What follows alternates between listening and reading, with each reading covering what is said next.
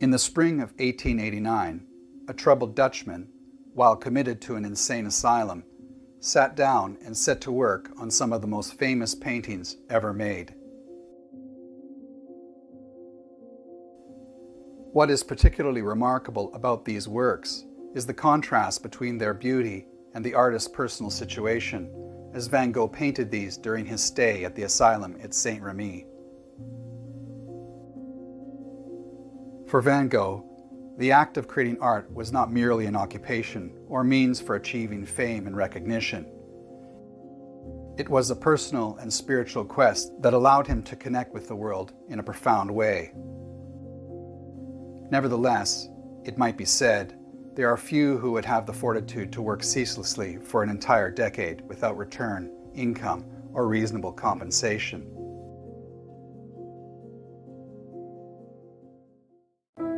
Tell me, why do you say you're a painter? Because I love painting. I have to paint. I've always been a painter, that I know. A born painter? Yes. How do you know? Because I can't do anything else, and believe me, I've tried. While he did not succeed as an artist during his time, he saw art as a way of bringing meaning into the world, even more so in the face of life's hardships and challenges. The ethereal vibrance in Starry Night appears like a cosmic vision, floating above the anguish and turmoil of Vincent's condition and circumstances. In a letter to his brother Theo, he wrote, "I have a canvas of cypresses with a starry sky, a painting which I think will be one of my best." And yet, Van Gogh found no buyers for his masterpiece. No museum came calling, and no gallery gave a damn. His work appeared wholly worthless throughout his entire era, and he sold only one painting from the hundreds of works he created. Throughout his life, he remained the quintessentially impoverished artist and was completely dependent on his brother's financial help. Local teenagers mocked him, and rarely has a more disparaged or marginal figure walked the earth. The story is so familiar that we are apt to lose sight of its ongoing relevance and universal import. People miss things. They did so then, and by implication, they do so now. What sets Vincent apart from most others, then and now, was his passionate work ethic, in spite of being almost completely ignored for his efforts outside of a handful of friends and family. Paul Gauguin wrote of Van Gogh years later, "Van Gogh was a great painter with a fiery temperament. He was fundamentally and deeply humane, with a rich fund of humor, a soul of steel, and a heart of gold. The world is infinitely poor for his premature death." He appeared almost to demonstrate an obsessive oddity, as that is how he was viewed then. But it also speaks of courage beyond what most of us can fathom. He completed over 2,000 works of art in just over 10 years. What am I in the eyes of most people? A non-entity, an eccentric, or an unpleasant person. Somebody who has no position in society and will never have. In short, the lowest of the low. All right then, even if that were absolutely true, then I should one day like to show by my work what such an eccentric, such a nobody, has in his heart.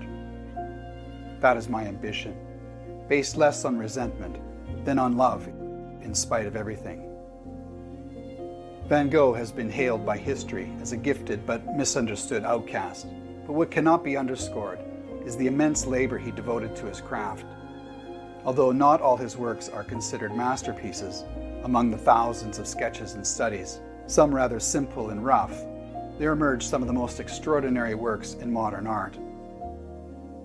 I am looking forward enormously to getting back to my canvases, painting until I get green and blue rings around my eyes. I shall still have to work hard to get what I want, namely, that the painting of the starry sky be done with great imagination. He had to press through his failures, circumstances, and limitations to discover where his facility and ideas became wed into a fluid creative vision. He took the dangerous path in life.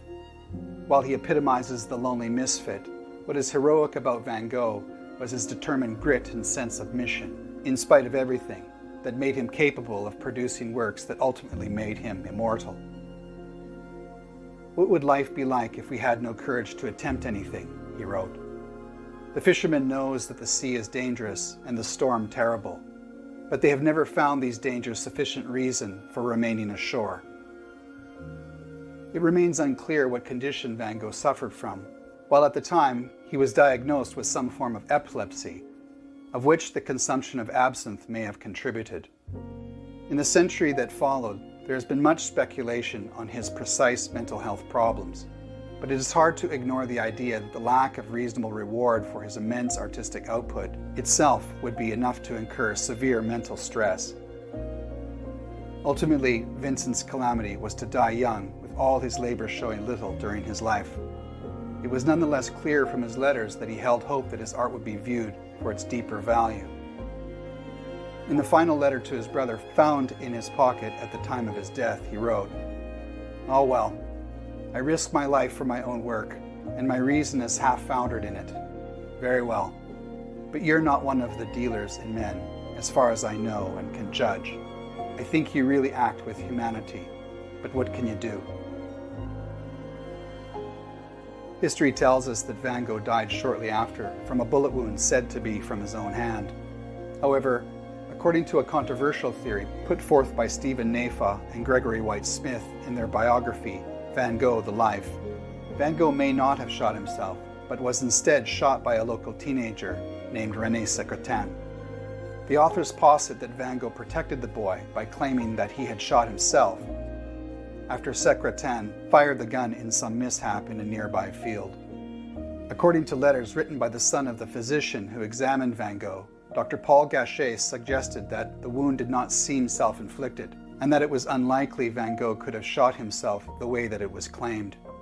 Naifeh and Smith argue that although it is unclear whether Vincent actually fired the shot that took his life, he was perhaps resigned to his fate, having struggled for so long. Though unquestionably tragic, Van Gogh's life, artworks, and letters speak to the value of belief and dedication, while he left an artistic legacy that he believed had spiritual significance and would serve as a window into the human soul. Time would prove him right.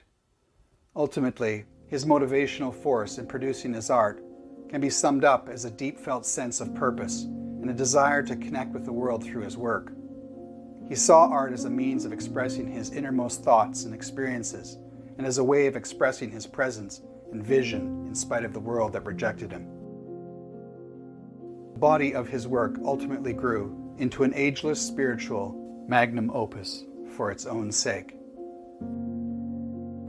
I can't change the fact that my paintings don't sell, but the time will come when people will recognize that they are worth more than the value of the paints used in the picture.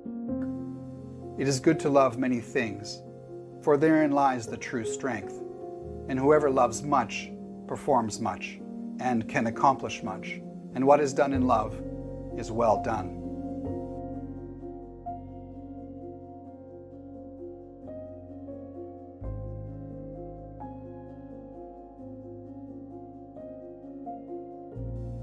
Please like and subscribe if you found this thought-provoking. And as always, thank you kindly.